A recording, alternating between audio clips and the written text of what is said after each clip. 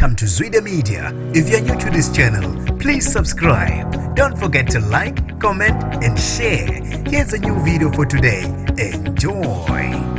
Unyelwe nyone ekhanda uSimphiwe Mlambo owaziwa ngelikaSibalo osezakhele udumo khona lapha enkundleni zokuxhumana ngamavideo akhe ahlukahlukene abantu ke abawathanda kakhulu ngokuhlekisa kwawo. Sanibonani nginibingelele ngiphinde nginamukele kuzo zonke indawo la nibola khona le video. Mangokuqala usidona leli khasi wamwelekile igama lami ngusibonga konke wakandwande. Mawuthanda ke ungangibiza intatheli ka YouTube. Mawasubscribe ngicela usubscribe uphinde ucindezene bell. Khona phela uYouTube angeke akushiye ngaphandle ngaso sonke isikhathi mangifaka ehamba phambili kanye nesematheni. Bafethu ke ngizokhuluma ngazo namhlanje ngizokhuluma ngabafana bakaMgqumeni kanye noSimphiwe owaziwa ngelikaSibalo. Kuhle kakhulu ke okuthe kwenziwa abafana bakaMgqumeni kuSimphiwe la bathe banikela khona ngegross. Abantu abaningi ke basijabulele lesenzo sabafana bakaMgqumeni. Bahambile ke baya lapha enkundleni yabo yokuxhumana base babhala ukuthi ke kwasuka lokho madoda abasebethi please catch us on SABC1 ngo 7 PM. Don't miss today SABC News.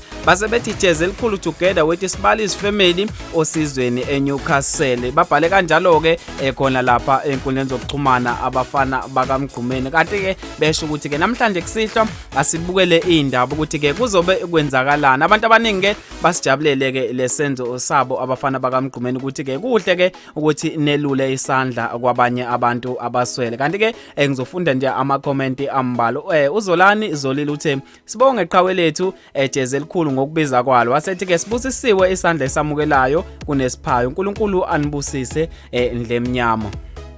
Olandelayo ke uLucky Nyathi wathi ke ngithi angisukume nokubonga inhliziyo zeni cha inhle impela inhle into eniyenzayo. uNkulunkulu ke anigcine njalo anibusise anandisele umsebenzi wenu neqhubeko nesiphiwo senu. Wasethi ke isingisi wemadoda sinzima. Okay, unathi Mkhizi uthe siyabonga kuhle enikwenzayo bafowethu nihlale nazi nje ukuthi kokhona ukuthi khona abangathanda enikwenzayo nabazogxeka ningapheli amandla. Mina lento yokushutha nomuntu osuke umsiza sengiyibona ngento positive njengoba ke khona umuntu ongakhona ukuthi ke abone ukuthi yini eniyenzayo mhlawumbe usomabhizinisi bese naye ke efaka isandla ngokungaphezulu kwalokhu enikwenzile. Kanti ke ama comment abantu ke khona lapha enkundleni zokuxhumana basijabulele kakhulu ke na isenzo sabafana bakaMgqumeni. Nathi ke sizwe the media sithi bafethu ubuntu mabandwe bakwethu niqhubeke njalo ke insizwa nokwenza kahle. Siphinde sikhalelisele ke nawe Sibali kanye nomndeni wakho. Ningakhohlwa ke bafethu ukubukela ke indaba zanamhlanje kusihlwa. Mina ngitathele ka YouTube sengiphuma kanje ngithi ke ngiyaqopha lezo siphinde futhi ke sihlangane ngesikhathi esilandelayo.